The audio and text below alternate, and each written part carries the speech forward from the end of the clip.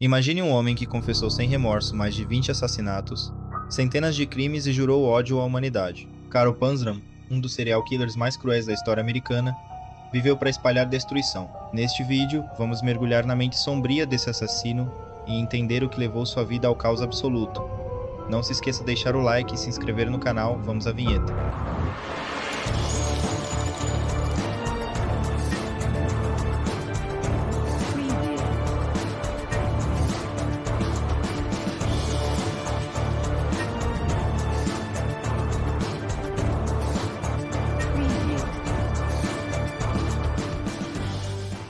Não sinto remorso, não tenho consciência. Sou como fui feito. Estas palavras arrepiantes, desprovidas de qualquer compaixão humana, pertenceram a Carl. Puseram um dos assassinos em série mais aterradores da América. A vida de Panzram foi uma odisseia horrível de violência, roubo e assassinato. Ele confessou mais de 20 assassinatos, inúmeros assaltos e atos de incêndio criminoso. Os seus crimes abrangeram continentes e deixaram um rastro de devastação. Mas o que realmente diferenciou Pan foi a sua absoluta falta de remorso. Ele não sentia arrependimento nem culpa, apenas um ódio profundo pela humanidade. Nascido em 1891, o nome de Carl tornou-se sinônimo de pura maldade.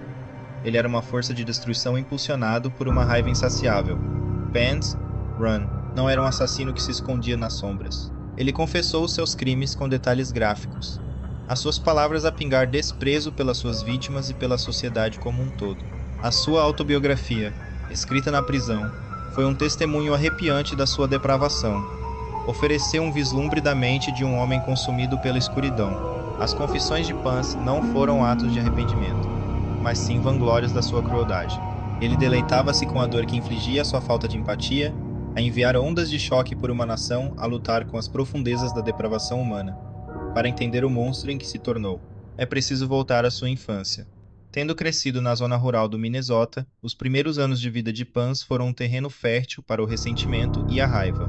Ele suportou uma educação brutal, marcada pela pobreza, negligência e violência.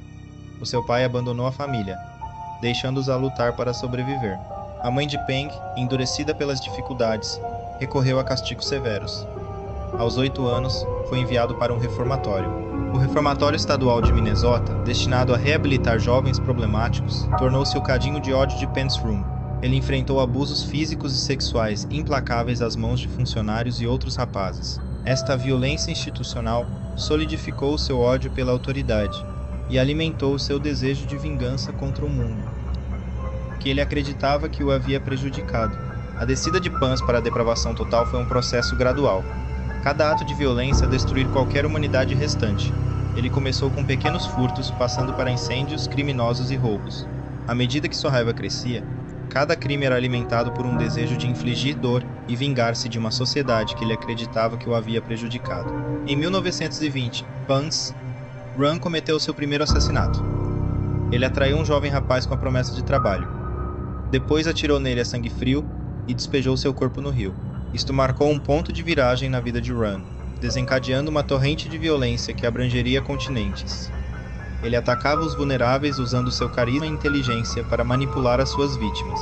Ele roubou, violou e assassinou, e os seus crimes tornaram-se cada vez mais brutais. Cada ato foi realizado com um desapego arrepiante, um testemunho da sua completa falta de empatia. Não tenho consciência. Puseram nas suas próprias palavras a autobiografia de Panzram, escrita na sua cela de prisão, ofereceu um vislumbre perturbadoramente cândido da mente de um assassino. Não tem consciência, escreveu ele. Por isso não adianta tentar trabalhar nela. Sou o que os outros me fizeram. As suas palavras eram desprovidas de remorso, preenchidas apenas com um desapego arrepiante e um profundo ódio pela humanidade. Ele acreditava que o amor era uma falácia, uma fraqueza explorada pelos fortes. A única maneira de reformar as pessoas é matá-las, declarou ele, com as suas palavras a ecoar. A sua visão nihilista do mundo não via redenção nem possibilidade de mudança, apenas um ciclo de violência e desespero. Os seus escritos foram um testemunho da profundidade da sua depravação, uma lembrança clara da escuridão que pode residir na alma humana. Em 1928, após anos a iludir a captura, o reino de terror de Carl Panzer chegou ao fim. Ele foi preso por roubo em Washington, D.C., enquanto estava sob custódia. Pensaram, talvez procurando uma audiência para suas histórias distorcidas, confessou uma série de crimes que chocaram até os homens da lei mais endurecidos. Ele detalhou assassinatos, violações e incêndios criminosos. As suas palavras desprovidas de remorso. Ele até se ofereceu para desenhar mapas para sepulturas anônimas das suas vítimas. As confissões de Panzer foram tão detalhadas e horríveis que muitos duvidaram da sua veracidade. No entanto, as investigações confirmaram a verdade arrepiante das suas afirmações. Enfrentando a pena de morte, Panzer permaneceu desafiador e impenitente.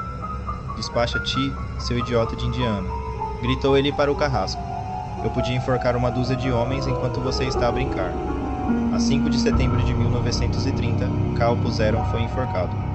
Ele foi para a morte. Como viveu desafiador, odioso e totalmente desprovido de remorso. O caso de Carr enviou ondas de choque pela sociedade americana. A sua honestidade brutal, a sua completa falta de remorso, forçou uma nação a confrontar as realidades desconfortáveis do seu sistema penal. O próprio argumentou que a sua descida para a violência foi um resultado direto do abuso que sofreu no reformatório.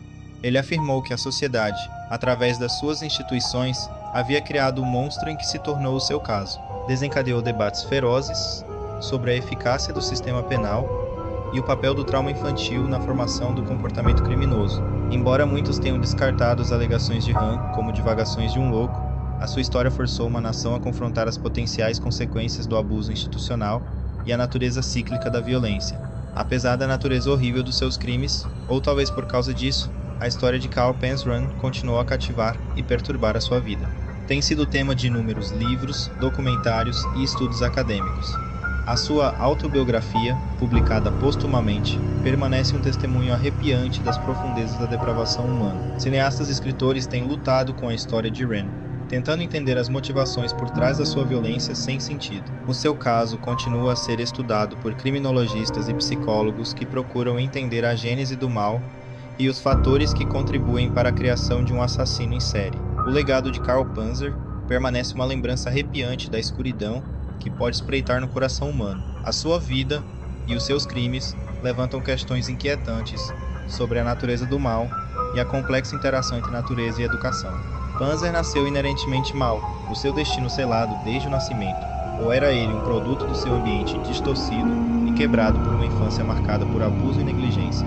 Não há respostas fáceis nem explicações simples. A história de Panzer serve como uma lembrança clara de que a linha entre o bem e o mal é muitas vezes turva, e a capacidade para a violência reside em todos nós. É uma história que continua a assombrar e a provocar, forçando-nos a confrontar os aspectos mais sombrios da natureza humana e a questão duradoura, o que cria um monstro. Não se esqueça de curtir este vídeo e se inscrever no canal, ative o sininho para não perder os próximos vídeos sobre as mentes mais sombrias e distorcidas do mundo. Seu like e inscrição ajudam muito o canal a continuar trazendo histórias impactantes como esta.